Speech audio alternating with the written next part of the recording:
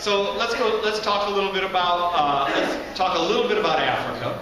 Our plans for Africa will include camel rides, and it's optional. You don't have to take a camel up there. But we also have a tram that'll take you right up there, because people say, you know, the zoo's beautiful, but it's getting so big, so there'll actually be transportation. And once you enter to the village, you'll hear the drumming, you'll see the colors, you'll see the African culture, and one of the first animals you'll meet will be a pride of lions. This is an unobstructed view through the grasslands, so you'll see lions right next to zebras, right next to wildebeest and giraffes, and it'll be rolling hills of grass, and just amazing. Now, how do we do that? Well, what the guest will see will be grasslands forever. What you'll see if you were on a helicopter is rolling hills, and at the bottom of the hill, there's barriers.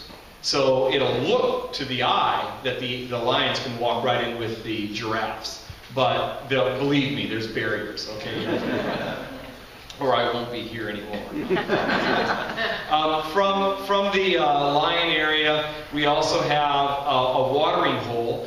Has anyone ever traveled to Africa? Have you been on a safari? Okay, so you know when you've been on a safari, one of the best places to see animals is the watering hole. They all have to fight for some water. And so we have a watering hole where we're going to have our staff run cheetahs. So you'll see 60 miles an hour as cheetahs run every other hour. We'll have warthogs rooting in and doing some natural behaviors as they put their tails straight up and run around. We're going to have birds flying in, so it's a very active area, a place where we're going to interact. That's what makes Columbus Zoo different from any zoo in the United States. We engage our guests with animals. You can walk by a flamingo, you can touch a turtle, you can even touch a snow leopard occasionally at our Animal Encounter Village. So we want to take that to the next level. But there's one thing that we can't stop, and that is we have to have a Jack Hanna presence. So what we're doing in our African exhibit, once you finish feeding the giraffes and hanging out with those tall blondes, then you're going to go into a village, Jack Hanna's camp. And you know Jack makes some mistakes occasionally. Well, he's going to put a camp right next to a troop of monkeys.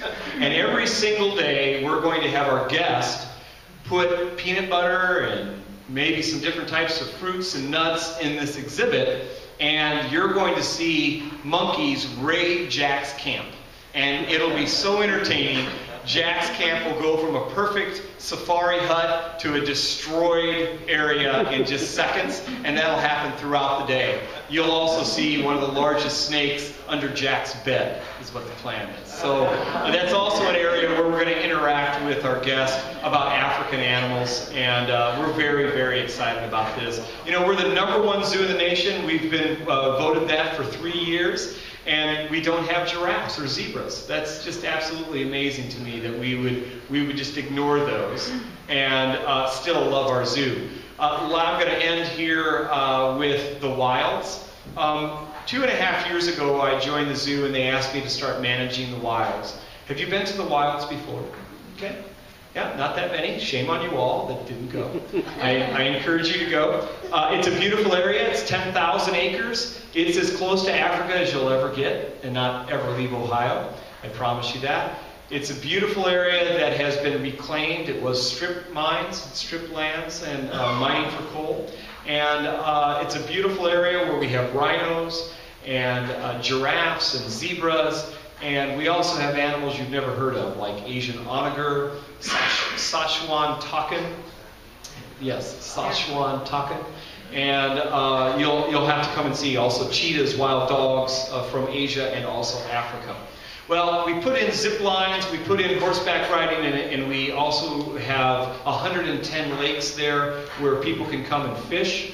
And we did $1 million turnaround in revenue in 8 months. And so we took a zoo that was really hurting, and we've made it sustainable in just a few months. So we're very proud of that. I want you to realize, though, that the Wilds is a science facility.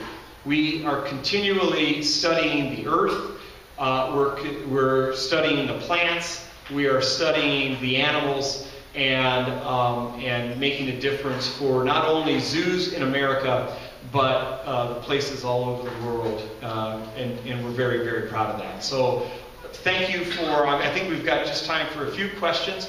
Thank you for the opportunity for me to come. What I would encourage you to do is please, if there's any time that you have an opportunity for me to speak, I'm the new kid on the block. I'd like to get to know you all a little better.